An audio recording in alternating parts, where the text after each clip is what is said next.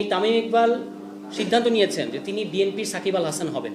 পলাতক আওয়ামী লীগের বিভিন্ন পর্যায়ের নেতাদেরকেও তারা এই পদগুলোতে জায়গা দিয়েছে। ক্ষমতায় আসার পর থেকে পরিকল্পিতভাবে ধ্বংস করার প্রকল্প হাতে নিয়েছে, সেটা খুবই উদ্বেগজনক।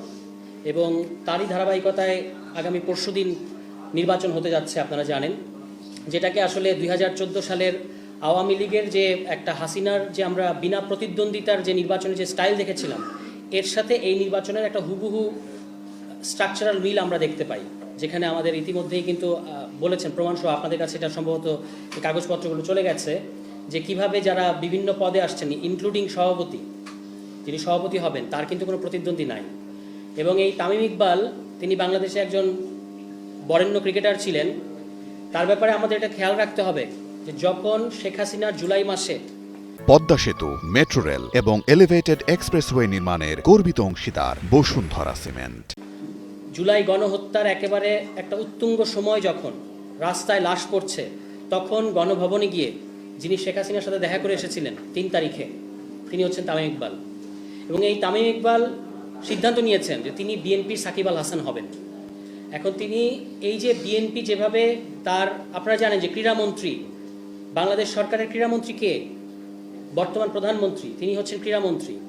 এবং তিনি একজন তার মাইম্যান বসিয়েছেন ক্রীড়া প্রতিমন্ত্রীর জায়গায়, যিনি নির্বাচনে হেরেছেন, আমিনুল ইসলাম সাহেব। এবং তার ব্যাপারে স্থানীয় পুলিশ অফিসার থেকে সবাই বলছে যে উনি আমাদের এমপি, মানে তাকেই তারা এমপি মনে করে।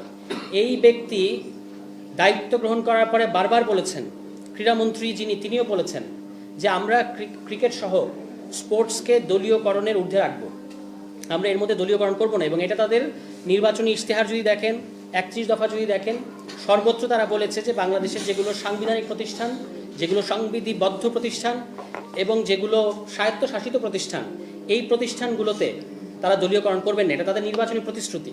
তো কী মাত্রায় তারা মুনাফেক যে 3 মাসের মধ্যে যে দখলবাজিটা করতে শেখ হাসিনার আওয়ামী লীগ সরকার অন্তত কয়েক বছর লেগেছিল, সেটা তারা মাত্র 3 মাসের মধ্যে সাকসেসফুলি বাংলাদেশ ক্রিকেটকে, মানে তার মেরুদণ্ড ভেঙে দেওয়ার জন্য যা যা করার দরকার সবই কিন্তু বিএনপি সরকার করেছে। এবং তারা ফ্যামিলি কার্ডের কথা আপনাদেরকে বলছে, কিন্তু এখানে আপনারা অনেকে স্পোর্টস জার্নালিস্ট আছেন, আমি জানি যে বিএনপির সবচেয়ে চমকপ্রদ ফ্যামিলি কার্ড কিন্তু বিসিবিতে দেওয়া হচ্ছে। আপনারা এই যে অ্যাডহক কমিটিটা যদি দেখেন, এক স্থায়ী কমিটির, বিএনপির স্থায়ী কমিটির 3 জন গুরুত্বপূর্ণ নেতার 3 সন্তান অ্যাডহক কমিটিতে জায়গা পেয়েছেন। সম্ভবত তারা নির্বাচনও করবেন, এবং এই অ্যাডহক কমিটিকে আবার তারা নির্বাচনও করাবে। তাহলে ফ্যামিলি কার্ড কিন্তু এখানে দেওয়া হচ্ছে। এবং যদি কাউন্সিলরের তালিকা দেখেন, বিভাগীয় পরিচালকদের তালিকা দেখেন, সমস্ত জায়গায় প্রতিমন্ত্রীর হয় ভাই, না হলে সন্তান, না হলে নাতি, না হলে এরকম, মানে অথবা বিএনপির সরাসরি পদধারী লোক, এমনকি সিটি কর্পোরেশনের প্রশাসক পর্যন্ত এখানে আছেন। এর পাশাপাশি পলাতক আওয়ামী লীগের বিভিন্ন পর্যায়ের নেতাদেরকেও তারা এই পদগুলোতে জায়গা দিয়েছে। এরকম ফ্যামিলি কার্ড এবং দলীয় কার্ড এইভাবে ক্রিকেট আঙ্গনে দেওয়ার কিন্তু বাংলাদেশে অতীত নজির নেই। এমনকি আওয়ামী লীগও এই পর্যায়ে পর্যন্ত যেতে পারে না।